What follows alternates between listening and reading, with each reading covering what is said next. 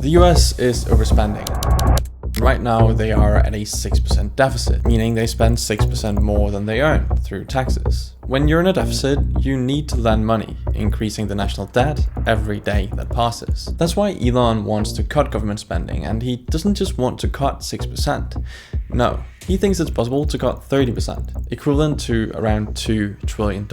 America is also going bankrupt extremely quickly. That is Elon's biggest worry for the American economy and the reason for the creation of the Department of Government Efficiency, otherwise known as DOGE, that he will lead now that Vivek Ramaswamy has pulled out for reasons we can only speculate. Elon, along with Donald Trump, have been very vocal about achieving the savings from dismantling government bureaucracy, slashing excess regulations, and restructuring government agencies. What this actually means, we will get into, but a 30% reduction is a lot. So, to try to understand how this could even be possible, I looked at every possible way the US could cut spending in a meaningfully large way without wrecking the whole US economy, and what I found was concerning, to say the least. In my research on US government spending, I found unbelievable stupidity, corruption, monopolistic tendencies, and a fundamentally broken structure, bringing us to this pie chart. It breaks down what this $1 trillion budget the US had in the most recent fiscal year was spent on, and it's the beginning of the rabbit hole I went down. What we need to understand first is that US government spending is typically divided into three main categories: mandatory spending, discretionary spending, and interest on national debt. And we might as well get it out of the way now. The interest on national debt is not possible to cut,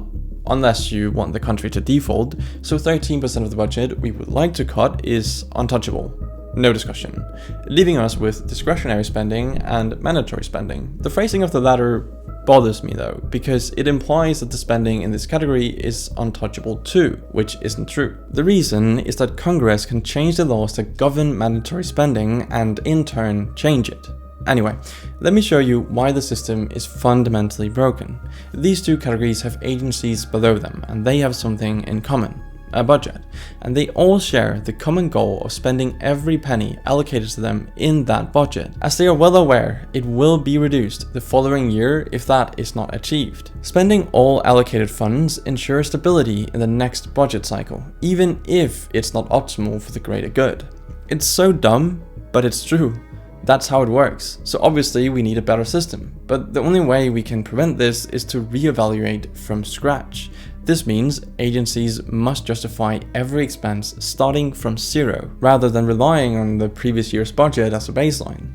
Audits should be mandatory. Agencies that demonstrate waste should face stricter oversight, reduced funding, and a change in leadership. The only way to prevent fraud here is to have completely transparent audits available to the public, to create external pressure. To prevent waste, the system must reward outcomes and efficiency, not the act of spending itself, which should be obvious, but it isn't how it's done today. These measures need to be put in place, otherwise you leave government expenditures to human nature, and that's a problem because humans practice loss aversion. Loss aversion being the cognitive bias that explains why individuals feel the pain of loss more intensely than the equivalent pleasure of gain would. As a result of this, individuals tend to avoid losses in whatever way possible. This makes the prioritization of immediate survival in the government more important than long-term efficiency and goal accomplishments. But the real question here is that if we implemented this system, how much could be cut? Well, why not take Social Security as an example? This agency recently discovered over 2 million cases of overpayments, some dating back decades, with demands for repayment reaching up to $300,000 per person. Obviously, this kind of mismanagement wastes taxpayer money, but it also leaves retirees blindsided by massive bills they can't afford. Social Security is notorious for errors, sending payments to deceased individuals for years while underpaying others like widows and widowers due to staff mistakes. And on the topic of mistakes, it makes a lot of sense why they make so many mistakes. The Social Security program has a system in place with 2,728 separate rules with hundreds of thousands of pages of insanely complex regulations governing just 13 core benefits. Yeah, it's ridiculous. How on earth would human administrators be able to manage that efficiently? Well, they can't. So clearly we need a new system. A system that, believe it or not, actually already exists. Let me introduce you to Lawrence Kolchikov and his Advanced Social Security Optimization Tool. This tool provides personalized guidance on when and how to claim benefits to maximize lifetime payouts. It's based on intricate algorithms that consider every rule, benefit interaction, and unique financial situation, far surpassing the capabilities of humans. All the US has to do is build something similar or acquire this system, and you'll get massive savings. But it could be even better. And it turns out Estonia has the answer. See, they created a digital ID system that is widely regarded as the most advanced governance model in the world. At the core of this system is a government-issued digital ID, which every citizen receives. This ID, embedded with a unique personal identifier, allows individuals to verify their identity and access hundreds of services online, from healthcare and tax filing to voting and banking. Services that would normally take days or weeks in other countries, such as filing taxes or registering businesses, can be completed in minutes online in Estonia. By digitizing nearly every aspect of governance, Estonia has saved the equivalent of 2% of its GDP annually, which would translate to over $550 billion in savings per year in the US, if a similar system was implemented there. And we know the federal government made $236 billion in improper payments in 2023, with fraud and errors costing hundreds of billions. So this could be massive. But the problem isn't just inefficiency, it's also duplication. The US spends over $2 trillion annually on programs for the poor, yet poverty rates remain stagnant. This enormous expenditure is spread across more than 100 different federal programs, each with its own administrative costs, eligibility requirements, and inefficiencies, which anyone would be able to see is plain stupid. To illustrate, a family of 4 in the lowest income bracket receives on average $134,652 annually in combined federal assistance through programs like Medicaid, food stamps, housing aid, and cash welfare. Yet, many of those families still experience food insecurity, inadequate healthcare, and poor living conditions. Like, how is that even possible? So, it's very clear that consolidating these programs into a streamlined, unified system would drastically reduce waste and ensure that resources are targeted where they are most needed. Just think of how complicated it must be for poor families to navigate this hell, contacting all these different agencies and programs separately to get the help they need. So by digitizing and centralizing eligibility verification, the government could reduce fraud, improve efficiency, ensure that every dollar spent directly benefits recipients, and make it a whole lot easier to understand. The potential savings here are enormous. By cutting out duplication and focusing on effective resource allocation, the US could realistically halve its spending on poverty-related programs without reducing the quality of aid provided, which is key. This would save taxpayers approximately $1 trillion annually, or 10 trillion over the next decade, while also improving the lives of millions of Americans. Just to be clear, implementing these systems and removing every redundancy they reveal is going to equal $1 to $1.5 trillion in savings. And conceptually, this is very easy, but in reality, it would require overcoming significant logistical, political, and social challenges. But are cost savings, fraud reduction, resources going to the right people, and enhanced public trust in the government worth the trouble?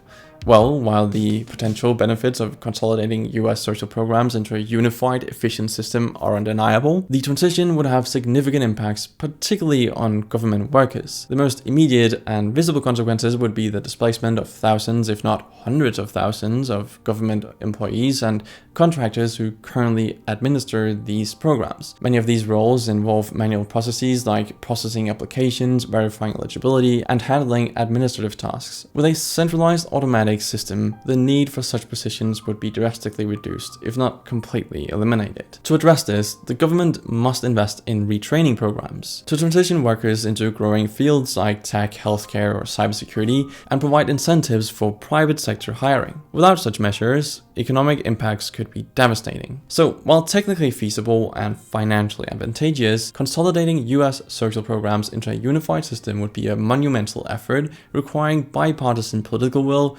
robust public communication, and significant initial investments. But what if we wanted to take the cuts even further? What if we had to cut the $2 trillion promised by Elon Musk initially? Well, this is where the problems start to escalate quite a bit.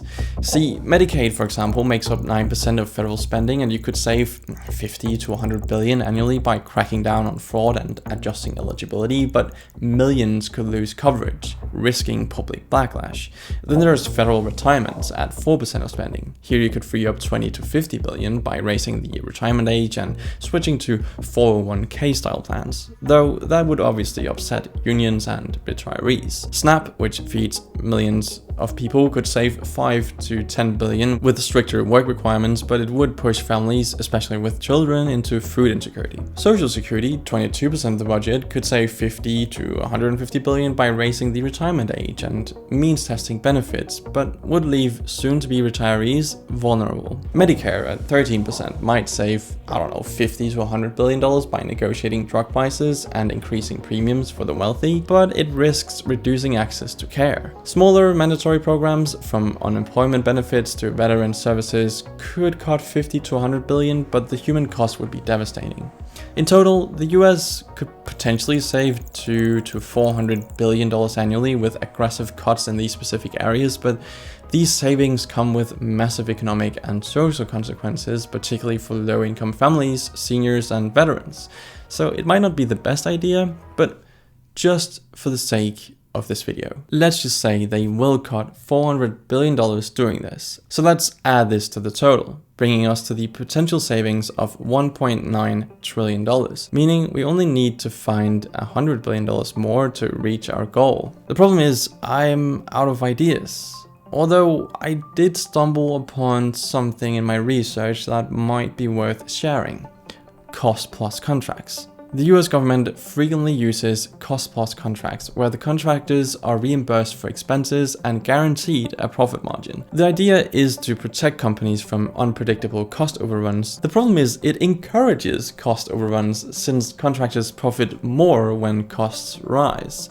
This has led to massive budget overruns, particularly in defense projects like the F-35 fighter jet program, which exceeded its original budget by hundreds of billions. So we need to find an alternative solution, which would be fixed price contracts, where contractors agree to deliver a project for a set cost. This could save tens of billions annually by incentivizing efficiency and holding contractors accountable for overruns. Incentive-based contracts, which reward contractors for staying under budget or meeting deadlines tied to specific deliverables, could further reduce waste. Strengthening oversight would also ensure better use of taxpayer money. Experts estimate that changing the contracting system could save $10 to $50 billion annually, leaving us with a potential cut of $1.95 trillion.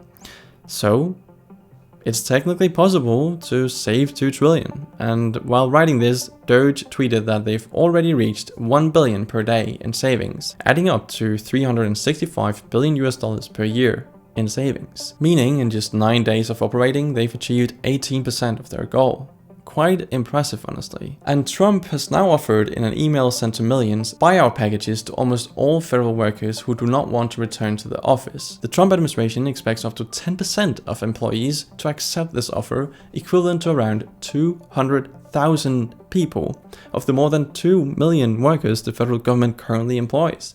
In other words, the combined total savings are now adding up to $456 billion per year, or around 23% of the $2 trillion goal after just 9 days of Trump being in office. There's a long way to go, that's for sure, but this is a great start. Time will tell how exactly they plan to reach the goal, but all in all, this is technically possible and it will be very interesting to follow. But that's it for this video. Thanks for watching, and I'll see you in the next one.